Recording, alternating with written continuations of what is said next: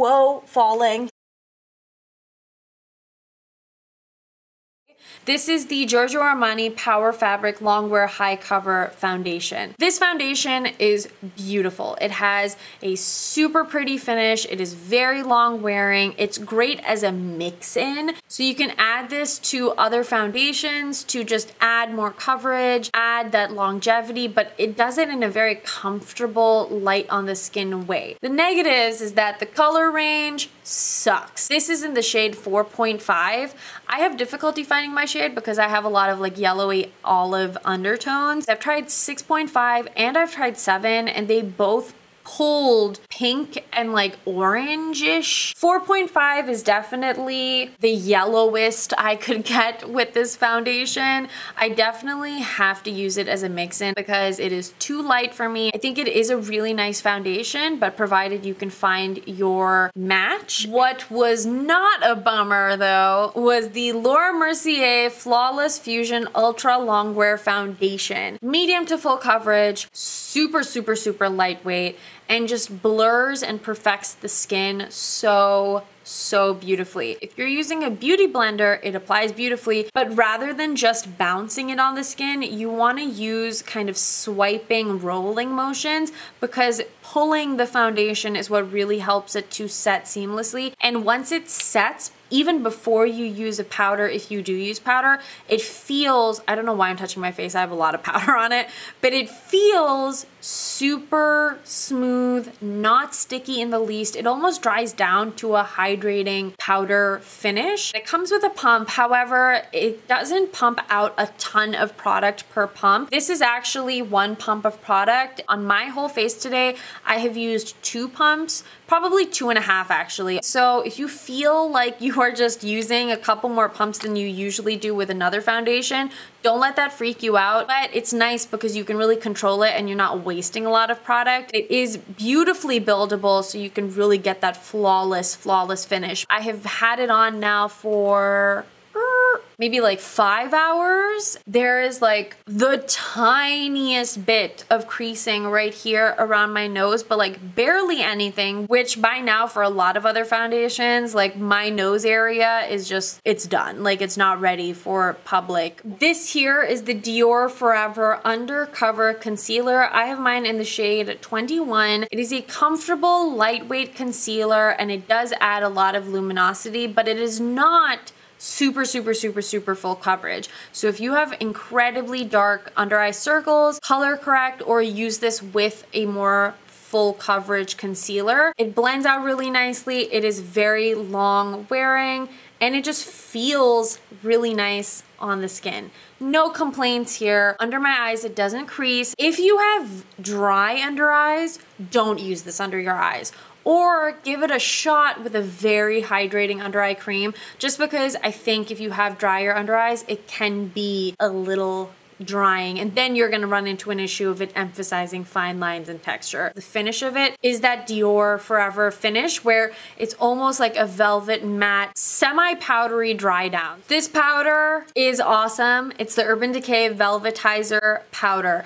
Technically, this powder was created to mix in with the foundation to make it longer lasting, matte finish, and higher coverage. It does work, but the process of like mixing in the powder is just a pain, and I have really full coverage foundations. This is an amazing setting powder, like under the eyes and around the nose. It just airbrushes the living daylights out of your skin. It feels silky smooth and soft. It doesn't leave any residue behind. I have not had issues with flashback for it, and it's just such a fine loose powder. It does only come in one shade, which is a slightly yellowy tinted powder, and that's what the powder inside looks like, and you guys just got a demo of how fine it is because it just misted into the air as it fell. I applied it with my beauty blender. I've used it just with a brush underneath my eyes, and it's beautiful. This is the Stila Glitter and Glow Liquid Eyeshadow in the shade Sunset Cove. It's a beautiful,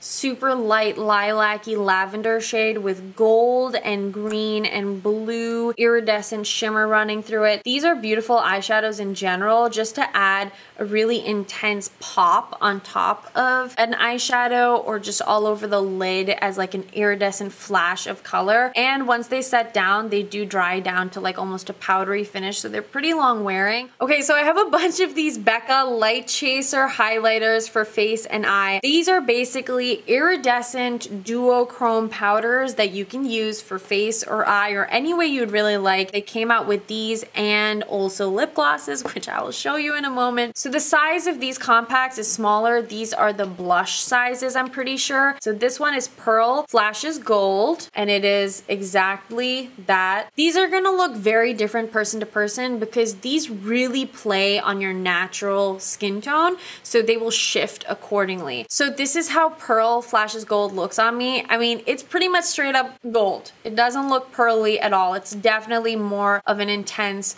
gold finish. This one is Rose Quartz Flashes Seashell. On my skin, it has that significant flash of pink and like almost a warmer, like corally pink, I feel. This is Topaz Flashes Gilt, and on me it is like a green, like a lime green. This one is Champagne Dream Flashes Bellini. It's like a champagne-y, deeper gold with pink running through it, and on me that's what this is. So to be honest, there's only a mild difference between that one and the Rose Quartz Flashes Seashell. Rose Quartz Flashes Seashell is definitely a brighter pink. This one is a little more subdued. It definitely has that topaz-y, bronzy shift to it. This one is Opal Flashes Jade. It has that burgundy type of base with the teal blue flash running through it, and on me it definitely is a teal green blue. There's not really any of that burgundy kind of a brown shade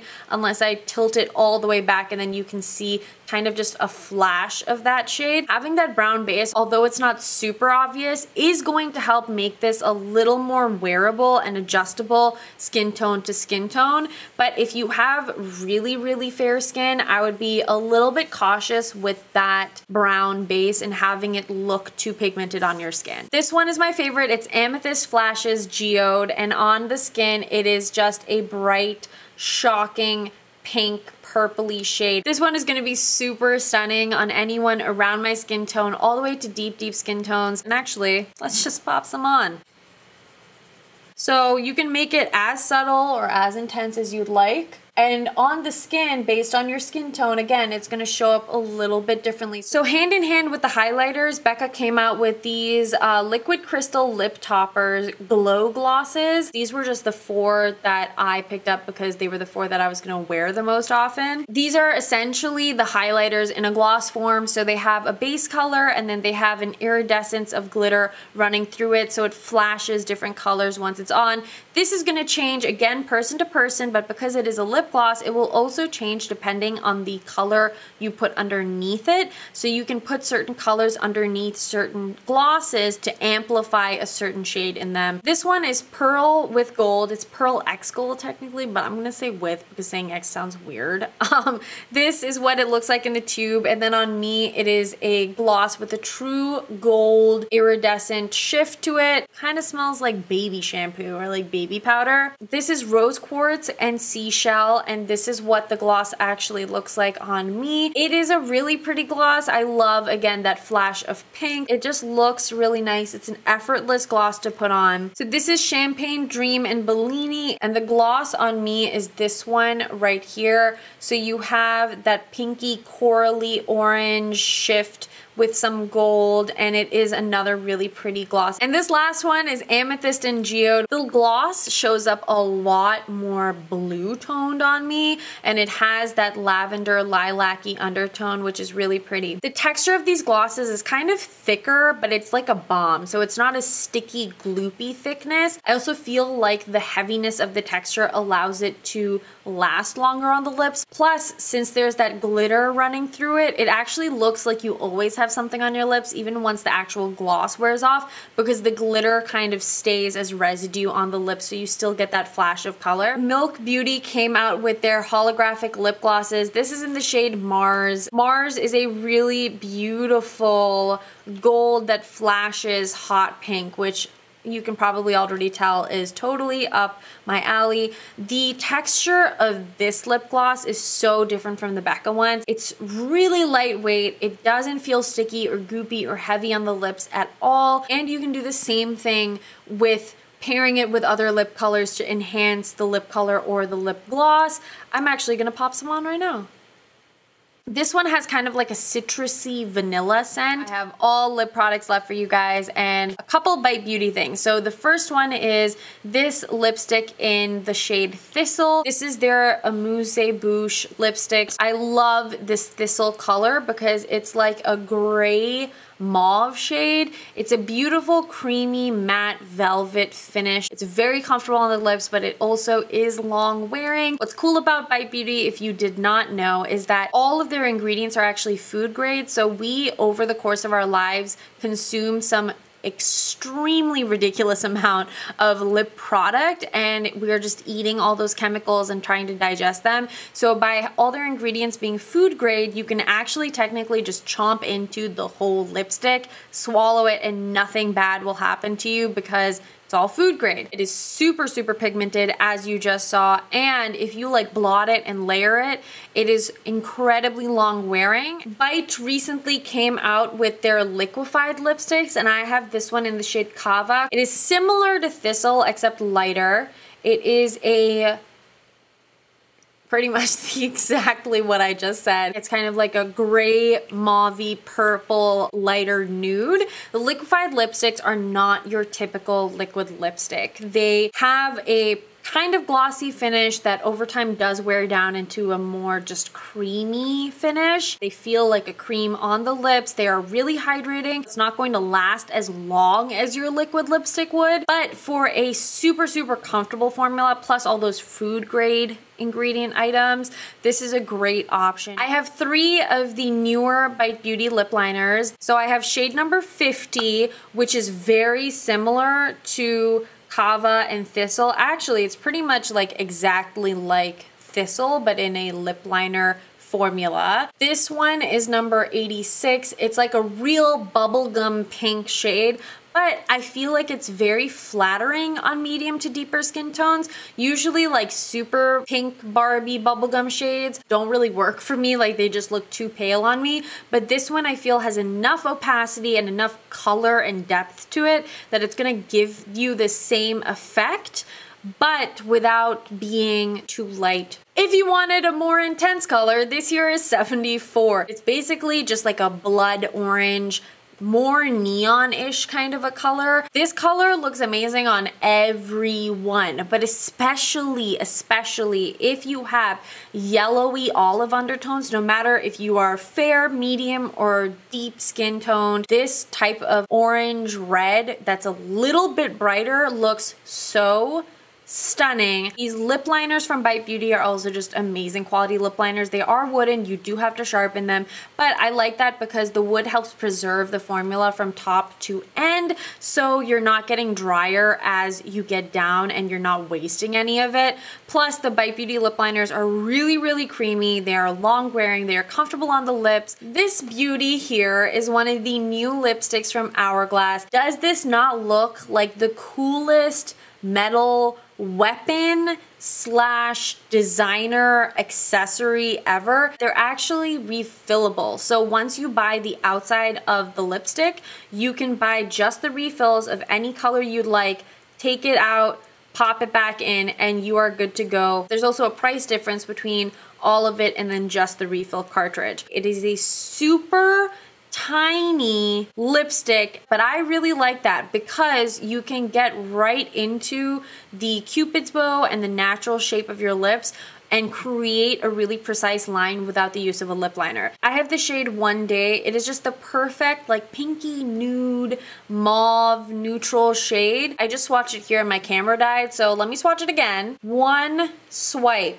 Look how pigmented, how creamy. It is just such a beautiful lipstick. It is so comfortable on the lips. When you first apply it, it does have a little bit more of a sheen, but once it settles down, it has a velvety, like matte, creamy finish, and it is pretty long wearing.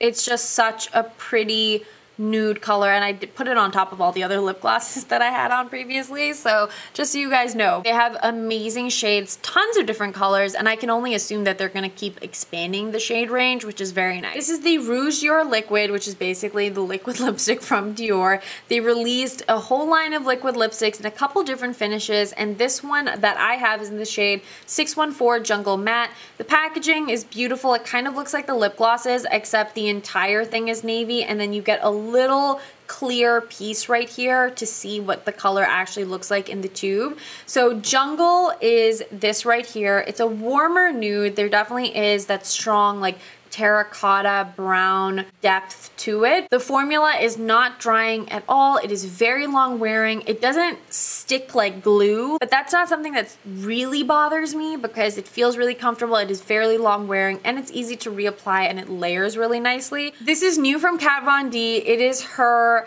Everlasting Glimmer Veil Liquid Lipstick. It's basically a liquid lipstick long wearing glitter top coat with intense pigment. Televator is this bright grapey purple with shocking pink glitter running through it. So you can use this on top of another product, and while you're applying it, it may not look super opaque or even, but because of the high level of like metallic finish in this, it looks super opaque because no matter what angle you turn it at, it is just metallic reflection that you're getting. They're really comfortable on the lips. They feel super lightweight.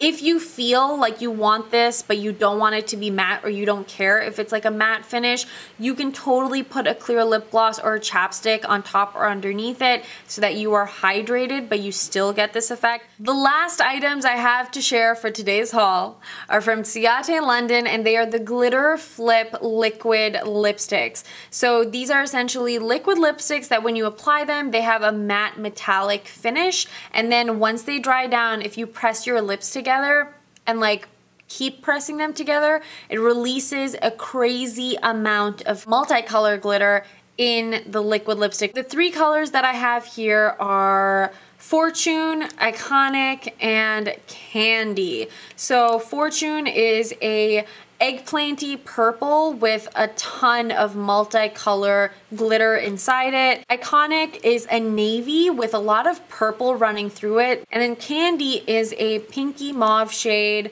with a lot of silver and gold glitter running through it. It's not super drying. They're easy to apply. They feel really lightweight. Okay, so here are Iconic, Fortune, and Candy. And this is what they look like just out of the tube once they've dried down. Once they dry down, if you press it, this is the effect. I was a little premature. I didn't really wait for it to dry down completely, so you can see some of it on my fingers. But let's try this one. You can see the glitter releasing, and then Candy. So these are the three colors once you have like pressed them. I basically pressed into them mimicking if I were to like smack my lips together. But this is Iconic, this is Fortune, and this is Candy. That is a wrap on today's haul video. I am so excited I got through all those products for you guys. Leave a comment down below for me though and let me know whether you like having the reviews with each product that I do. I think it's helpful because it lets you know what you can save your money on and what's worth the money. But if you guys would rather see like shorter hauls, let me know. But until the next video, thank you guys as always so much for tuning in. I appreciate every single one of you, and I will catch you guys in the next one. Bye guys.